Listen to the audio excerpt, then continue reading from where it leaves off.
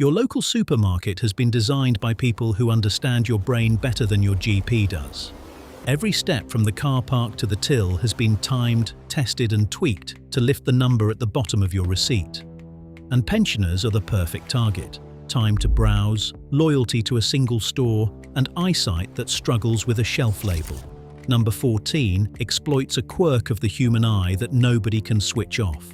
Number 3 empties pockets every single week without a single penny being counted. Let's count down from 25. Number 25. The trolley that grew. The wire trolley you push around Sainsbury's today is roughly double the size of the one your mother pushed in 1975. This was not an accident of engineering. It was a deliberate decision made after retailers discovered something uncomfortable about human psychology. A trolley that looks half empty feels like a failure. Marketing researchers in America tested oversized trolleys in the 1990s and found shoppers filled them with significantly more than they intended, simply to make the basket look respectable. Britain copied it within a decade. For a pensioner buying for one, the effect is brutal. You need 6 items. The trolley is built for 60. That vast steel emptiness rattling in front of you is a silent accusation, and the only way to quiet it is to add. Nobody ever left with too much because the trolley was small. Number 24. The decompression zone. Those first 15 feet inside the door, the bit with nothing much in it, are the most expensive empty space in British retail. It is called the decompression zone, and it exists because you arrive through the automatic doors still carrying the outside world, the car park, the bus timetable, the list in your coat pocket. Research on shopper behavior found that anything placed in that first stretch is barely registered, so retailers deliberately leave it bare. The purpose is to slow you down, let your eyes adjust to the lighting, and let your walking pace drop before the selling begins. Pensioners, moving carefully anyway, decompress further than anyone. By the time you reach the fruit, your brain has downshifted from errand to browse. That single gear change is worth more to a supermarket than any promotion. Number 23. Flowers and fruit by the door. Notice what greets you. Buckets of chrysanthemums, then a wall of strawberries, peppers and bananas under lights that make them glow. This is not where fresh food belongs. Produce is fragile and gets crushed under tins, which is exactly why it used to sit at the end of the trip. It moved to the front for one reason: the halo. Color and scent at the entrance signals freshness, abundance and care, and that impression bleeds across everything you buy afterwards, including the frozen lasagna. There is a second layer. Buying something virtuous early grants what psychologists call moral licensing. The apples in your trolley quietly authorize the biscuits in aisle 6. A pensioner raised to eat properly is unusually susceptible to this. You did the right thing at the door, so you allow yourself the wrong one at the back. Number 22. The bakery you can smell before you see. That warm bread smell hitting you somewhere near the flowers is doing serious work. Scent is the only sense wired directly into the limbic system, the part of the brain handling emotion and memory without stopping at the rational bit first. It bypasses your judgment entirely. Many British stores cite the in-store bakery so the extraction fans push the smell out across the shop floor rather than up through the roof. Some have used scent diffusion outright. The smell triggers salivation, salivation triggers hunger, and hunger reliably increases spending. Hungry shoppers buy more food and more of everything else. For older shoppers, the effect is sharper still because that particular smell is not just bread. It is a bakery on a high street that closed in 1987. You are not buying a loaf. You are buying a Tuesday morning in 1963. Number 21. The music slowed to 60 beats, play something under about 72 beats per minute, roughly resting heart rate, and shoppers slow their walking pace without noticing. The landmark study on this found slow tempo music increased time in store and lifted sales substantially compared with fast music. British supermarkets learned it fast. Listen next time. Mid-morning, when the aisles fill with pensioners, the music is soft, slow and slightly nostalgic. Late afternoon, when harassed parents arrive, it quickens. The playlist is not for your enjoyment. it is a metronome for your feet. And time in store is the single most reliable predictor of spend. Every extra minute is roughly another pound. There are no clocks in the ceiling, no windows in the walls, and the music never quite ends. You're inside a machine designed to make an hour feel like 20 minutes. Number 20. No windows, no clocks, no weather. Look up in any large British supermarket. Suspended ceiling, uniform light, no daylight, no clock. Casinos in Las Vegas were accused of this for decades and denied it. Supermarkets simply did it, and nobody complained. The reasoning is identical. Sunlight tells you it is getting late, rain tells you to hurry home, and a clock tells you that you have been in aisle 4 for 11 minutes. Remove all three, and time becomes soft. The lighting is calibrated too. Cold and bright over the fish counter to suggest ice and freshness, warmer and yellower over bread and meat to suggest a hearth. For a pensioner with an afternoon to spend and nobody waiting at home, this windowless, weatherless, timeless box is uniquely effective. There is genuinely nothing telling you to leave. Number 19. The milk at the very back. Every British shopper knows this one, and every British shopper still falls for it. Milk, bread and eggs, the three things most likely to bring you in, are placed as far from the entrance as the building allows. The walk is the point. To reach a 4-pint bottle, you must pass several thousand other products, and passing them is what retailers call exposure. The chilled cabinets are also at the back for a legitimate reason. The compressors and delivery bays sit there. That legitimate reason has been very useful cover for 80 years. For a pensioner popping in for milk, the trip that should take 90 seconds takes 11 minutes and produces a basket. Nobody in Britain has ever gone in for 1 pint of milk and come out with 1 pint of milk. Number 18. Essentials pulled deliberately apart. Here is the crueler version. Tea is in aisle 3, sugar is in aisle 7. Milk is at the back. Biscuits are somewhere near the middle. Any sensible shop would put a cup of tea in one place, and corner shops always did, because they wanted you served and gone. The supermarket wants the opposite.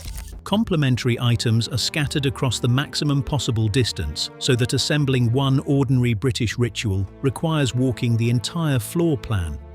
Planograms, the shelf maps drawn up at head office, are built around this, and store managers have very little say. There is one exception, and it tells you everything. Things that go together are placed together only when the pairing sells more, like cream beside the strawberries in June, or mint sauce beside the lamb at Easter. Convenience is offered only when it profits. Number 17. Eye level is bi-level. Between roughly 1.2 and 1.6 meters from the floor is the most valuable real estate in Britain per square inch. Products there sell dramatically more than identical products placed low or high, and brands pay handsomely for the privilege through listing fees and promotional agreements. It is not the best product at eye level, it is the best funded one.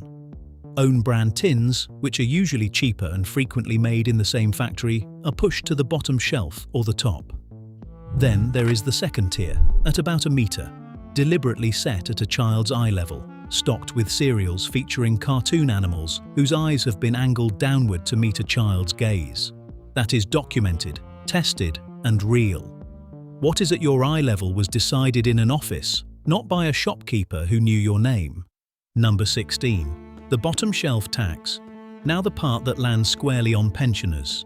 The cheapest goods are on the lowest shelf. Reaching them requires bending, crouching or kneeling on a cold tile floor beside a trolley you are also using to stay upright.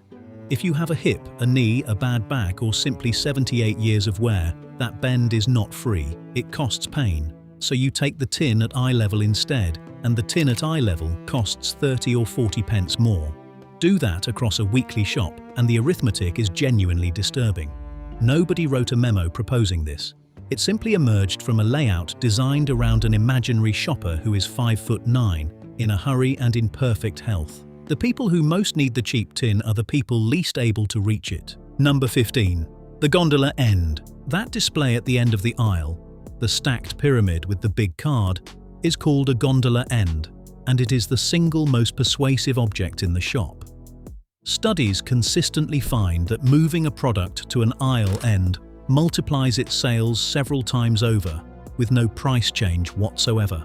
The position does the work.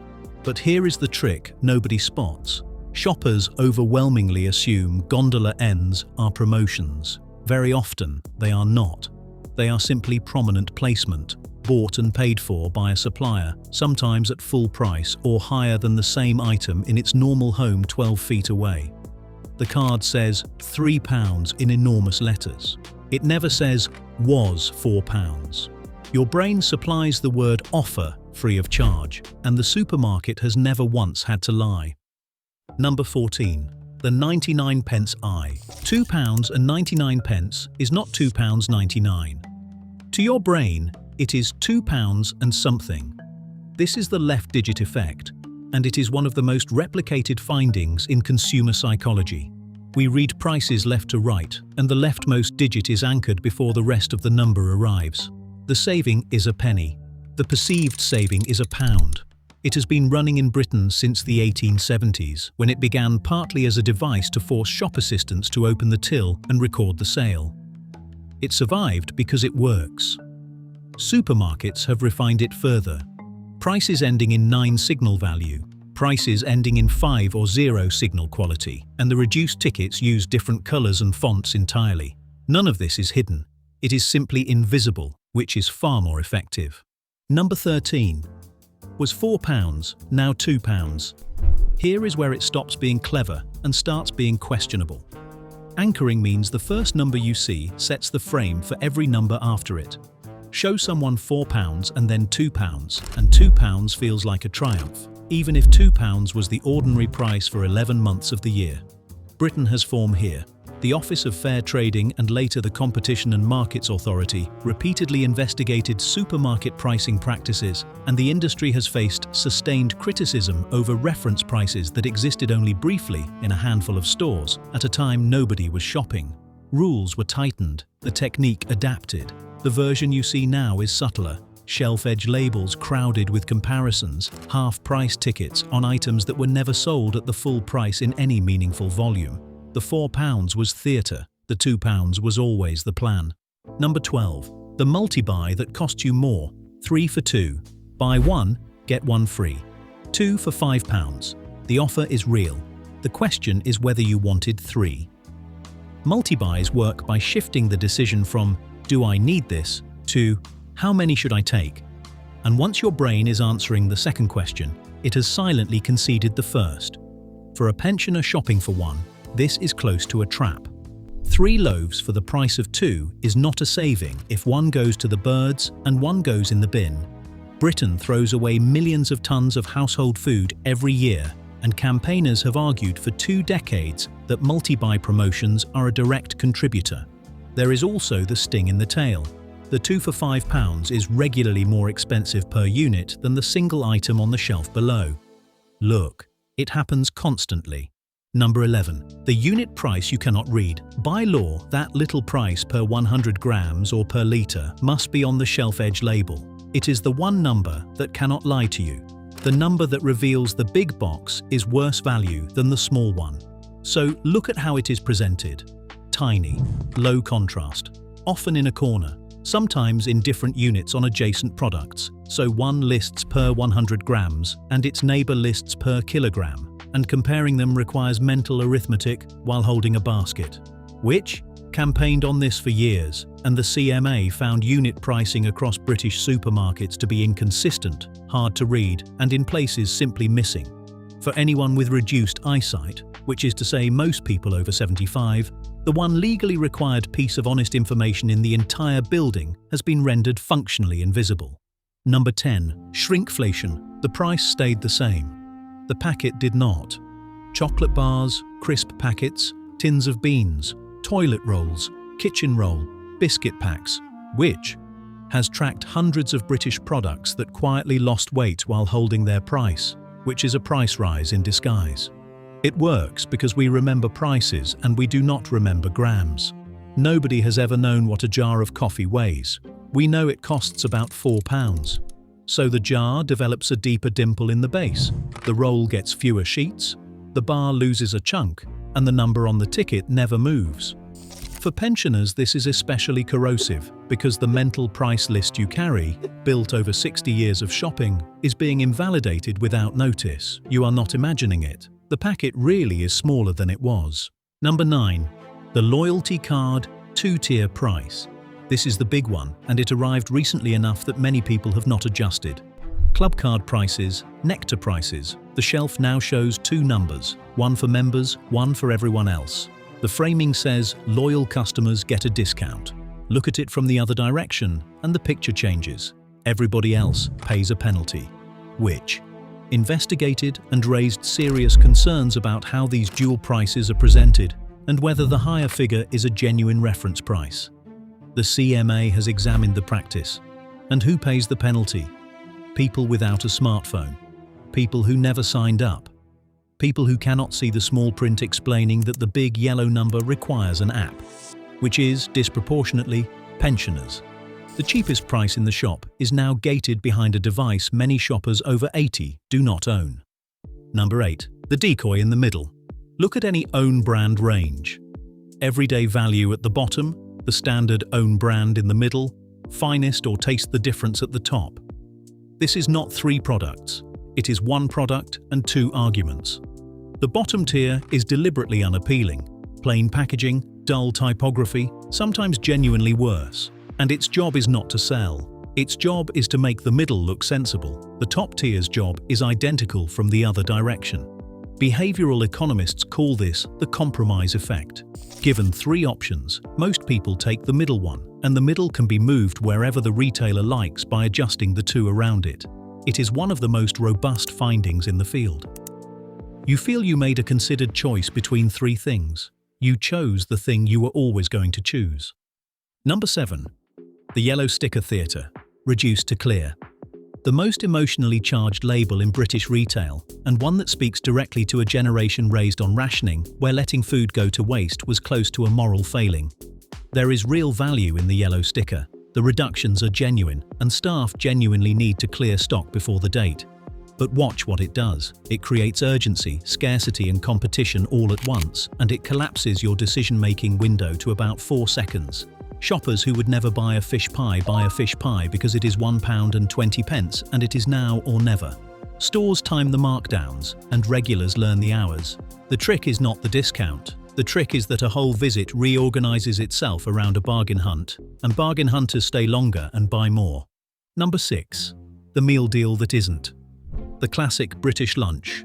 Sandwich, crisps, drink, £3.99, or whatever it costs this week. The maths is simple and rarely done.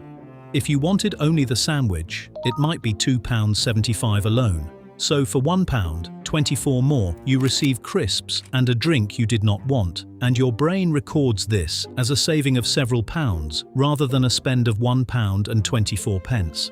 That is bundling, and it works because it hides the marginal cost inside a headline. The same logic runs through the dine-in for £12 deals: starter, main, side, wine, dessert. You came for a chicken. You left with a dinner party. For a single pensioner, these bundles are close to unusable, yet the pricing structure penalizes anyone buying 1 item at a time.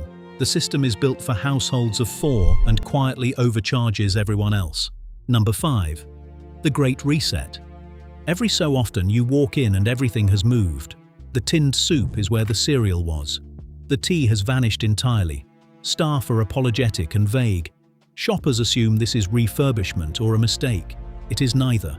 Rearranging the store forces you to search, and searching means slow, deliberate scanning of shelves you had learned to walk past on autopilot. Autopilot is the enemy. A shopper on autopilot buys exactly what they came for and leaves. A disoriented shopper browses. Retailers know it irritates people, and they do it anyway because the extra basket value outweighs the complaints. And once again, it hits hardest at the top of the age range. A shopper who has memorized the layout because reading every sign is exhausting has just had their map taken away. That was not a side effect. That is the mechanism. Number 4. The checkout gauntlet. You have finished, you are queuing, and you are standing in the most profitable 4 feet in the shop. The checkout impulse zone is stocked according to a very specific theory of the captive mind. You cannot leave, you cannot move, You have already committed to spending, and your decision-making capacity has been eroded by 40 minutes of small choices. Psychologists call it decision fatigue, and the evidence that self-control depletes over a shopping trip is why chocolate, mints, and magazines sit exactly there and nowhere else. The queue is not badly managed. The queue is inventory.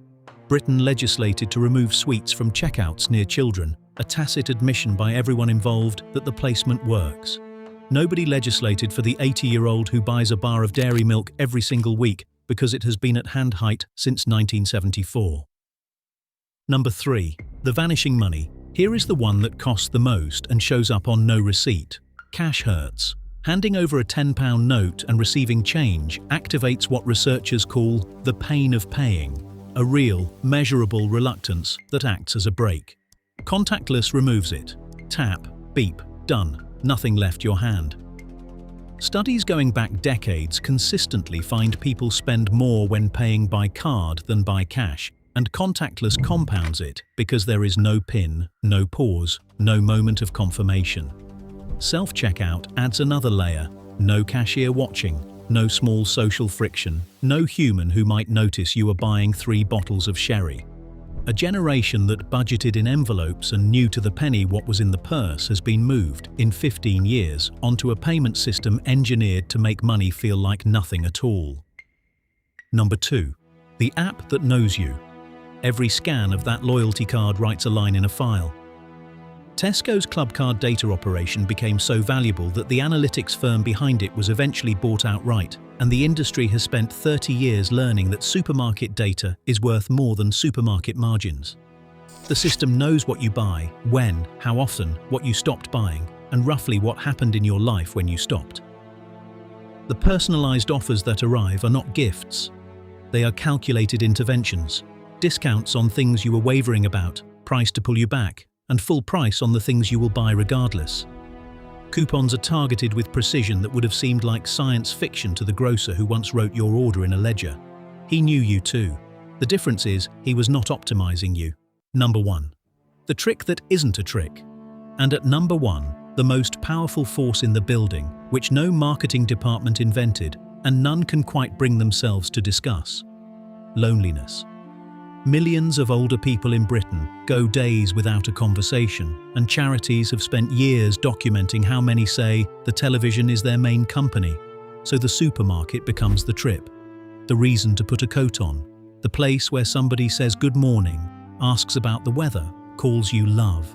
Slow lanes and chatty tills were introduced by British supermarkets precisely because the need was so evident, and it is genuinely good. But sit with the arithmetic. Every single one of the 24 tricks above, the smell, the music, the timeless ceiling, the milk at the back, is aimed at a person who wants to stay longer. For a lonely pensioner, no persuasion is required. They already want to stay.